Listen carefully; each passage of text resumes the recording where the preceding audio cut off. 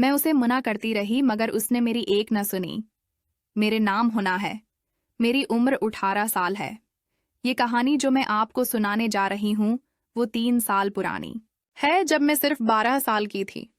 हमारे घर में 3 अफराद रहते थे। मैं मेरी अम्मी में मेड्रक में पढ़ती थी। मेरे अबू के कपड़ों की फैक्ट्री थी, पर अम्मी घर पर ही रहती थी। हम काफी खुशहाल और खाते पीते लोग थे। इस वक्त चुका ताम में जवानी की दहलीज पर कदम रख चुकी थी। मैं सफेद और दिलख्श खूबसूरत लड़की थी जो अभी मुझे एक नजर देख लेता वो बार बार पलट कर देखता। मैं 2 पटा नहीं पहनती थी। हम लोग कराची में रहते थे। एक दिन मैं अम्मी के साथ शॉपिंग के लिए शहर गई।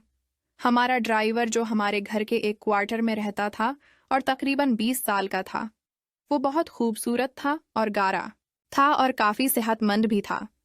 नाम शानी था। उसने गाड़ी रोकी। मैं और अम्मी गाड़ी से उतर गईं। शानी कहने लगा कि मैं गाड़ी पार्क करके आ रहा हूँ। हम लोग एक जूतों की दुकान पर पहुंचे और जूते देखने लगे। कुछ देर बाद शानी भी गाड़ी पार्क करके आ गया। शानी मुझे अच्छा लगता था जैसे ही वो आया। मैंने कहा शानी बताना। उसने कहा मेहरबानी, मुझे कैसे पता होगा? जो आपको अच्छा लगे वो ले ले। मैंने कहा मुझे आज तुम्हारी पसंद की लेनी है, उसलिए तो उम्मी को छोड़कर तुम्हें उस दुकान पर एक गुलाबी रंग वाली की तरफ इशारा किया और शर्माता हुआ थोड़ा सा मुस्कुराया और सर नीचे कर लिया। फिर मैंने शानी की पसंद की 2 खरीद ली।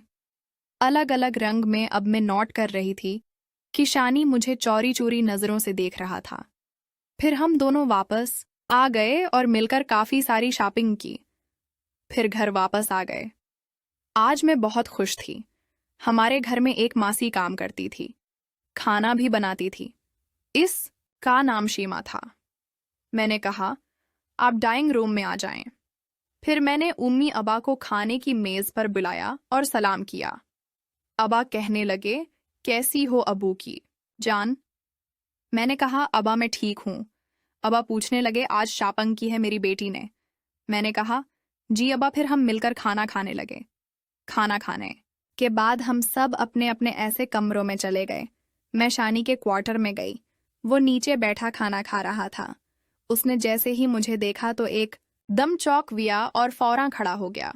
मैंने कहा शानी बैठो बैठो यार, तुम खाना खाओ। वो बैठ गया। मैंने कहा शानी मैं तुमसे कहने आई थी कि आज रात 2 बजे मैं तुम्हारे कमरे में आऊंगी और वो कपड़े पहनकर दिखाऊंगी। तुमने बताना है कि कैसे लग रहे हैं। शानी ने कहा जी। मैं अपने कमरे में वापस आ गई। जैसे ही रात के 2 बजे हुए मैंने वो कपड़े पहने और शानी के कमरे की तरफ जाने लगी तो देखा कि मेरे अब्बा बागीचे में महल रहे हैं, सिगरेट पी रहे हैं और कुछ सोच रहे हैं। मैं डर गई और फौरन अपने कमरे में वापस आई गई और अफसोस करने लगी कि अगर आज अब्बा ना होते तो मैं शानी के पास मेरे काफी कजन भी थे, लेकिन मुझे कोई भी अच्छा नहीं लगता। हाँ, बस शानी ही अच्छा लगता था। फिर मैं अपने कमरे में वापस आ गई और सो गई। सुबह अम्मी ने उठाया।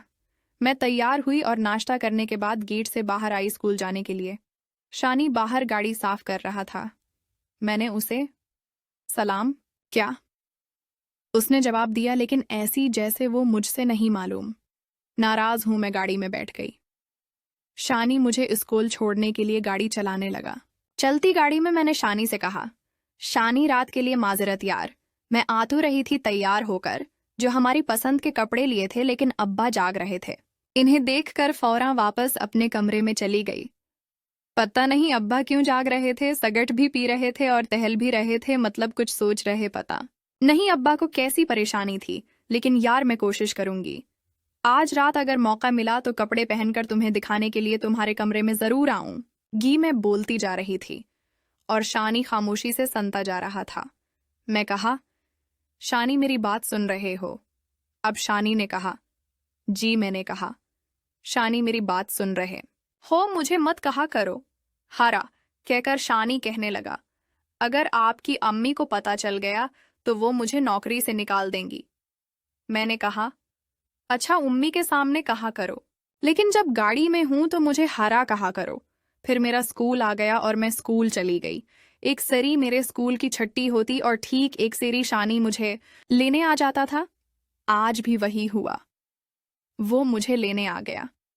मैंने कहा, शानी, आज मुझे थोड़ा घूमना है। शानी कहने लगा, हर इमी इमी मतलब है। आपकी इमी नाराज ना हो जाएं। मैंने कहा, नहीं होंगी, मैं उन्हें बता देती हूँ। फिर मैंने उम्मी को फोन किया और कहा, उम्मी, मेरा आज दिल चाह रहा है कि मैं समंदर पर जाऊं। मैं शानी को लेकर जा रही हूँ। अम्मी ने कहा, अच्छा ठीक है, अपना ख्याल रखना।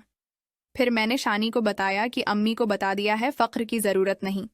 अब हम लोग स्कूल से सीधा समंदर पर पहुंचे। मैं शानी को ऐसी जगह ले गई जहां हम दोनों के अलावा कोई और नहीं था। हमने गाड़ी रोकी और मैंने शानी का हाथ पकड़ा और हम ऐसे चल रहे थे। फिर जैसे कोई जोड़ा चलता है, फिर दोनों बैठ गए।